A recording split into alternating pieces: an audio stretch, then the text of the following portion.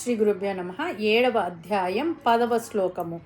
ఈ శ్లోకంలో పరమాత్మ యొక్క శాశ్వతత్వాన్ని, సర్వశక్తిమతాన్ని తెలుపుతుంది. ఓం బీజం మాం సర్వభూతానాం విద్ధి పార్థ సనాతనం బుద్ధిర్మతామస్మి తేజస్వినామహం. ముందుగా పదపదానికి అర్థం తెలుసుకుందాము. పార్థ, ఓ అర్జున, సర్వభూతానాం, సర్వప్రాణుల యొక్క, సనాతనం, శాశ్వతమైన, ఆది అంతము లేని, బీజం, కారణమైన, మాం విద్ధి, నన్ను తెలుసుకో, బుద్ధిమతాం, బుద్ధిమంతులలోని, బుద్ధి అంటే బుద్ధిని, వివేకాన్ని, అస్మి, నేనే అయి ఉన్నాను, తేజస్వినాం, తేజోవంతులలోని తేజస్సును, అహం, నేను.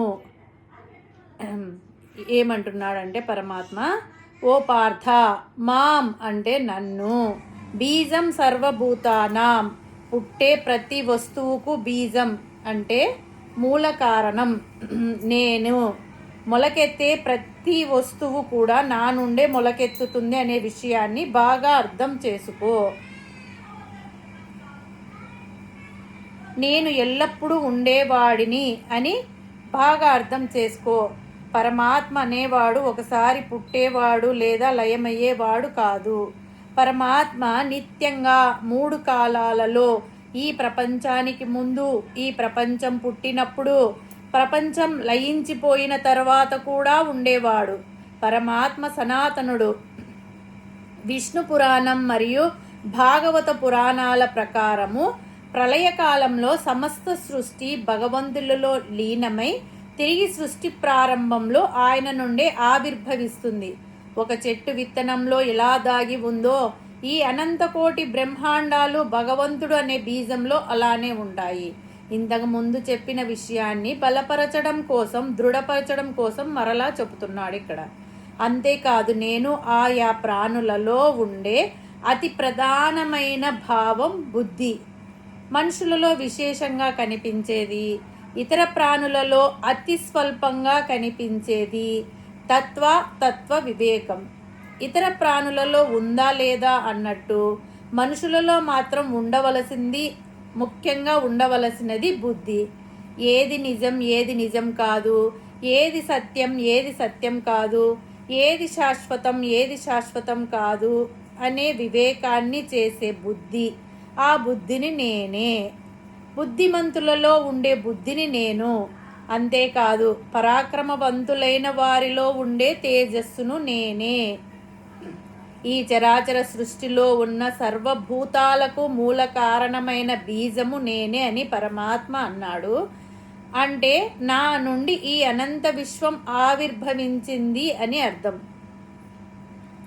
ఒకసారి బిగ్ బాంగ్ థియరీ అర్థం చేసుకోండి. పరమాణు రూపంలో ఉన్న పదార్థము విస్ఫోటం చెంది అనంత విశ్వం ఆవిర్భవించింది అని నేటి శాస్త్రజ్ఞులు చెబుతున్నారు. విష్ణువు బొడ్డులో నుండి పద్మము అంటే విశ్వం ఆవిర్భవించింది. ఆ పద్మములో నుండి బ్రహ్మ ఆవిర్భవించాడు అంటే సృష్టి మొదలైంది. అంటే ఈ సృష్టికి మూల కారణం పరమాత్మ. అదే బీజమ్మాం సర్వభూతానం అనే దానికి అర్థం.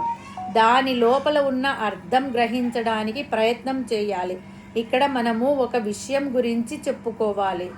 కారణాలు 2. ఒకటి అనాది కారణం, మూల కారణం, అదే పరమాత్మ.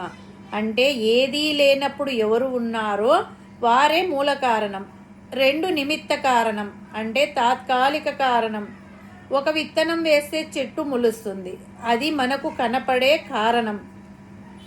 అసలు మూల కారణం ఒకటే, నిర్వికారుడు, నిర్గుణుడు, నిరాకారుడు అయిన పరమాత్మ. దీనిని తెలుసుకోవడమే జ్ఞానం.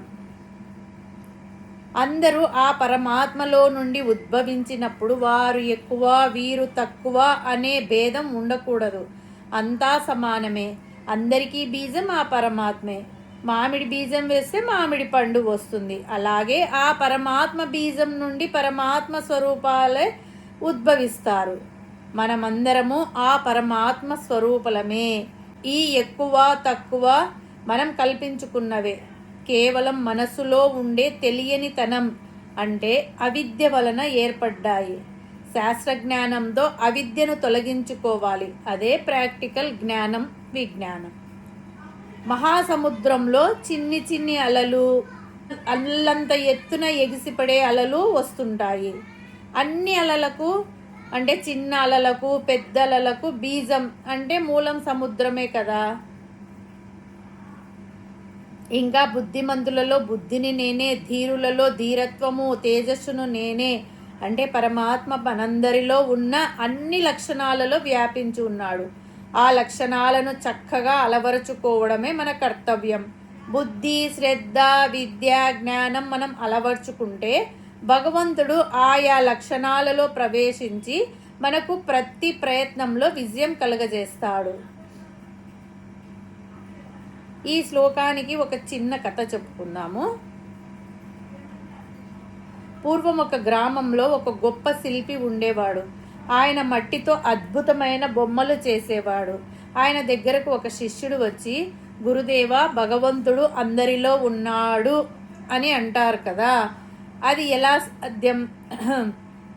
మనుషులు వేరు, జంతువులు వేరు, ధనికులు పేదలు వేరు కదా అని అడిగాడు.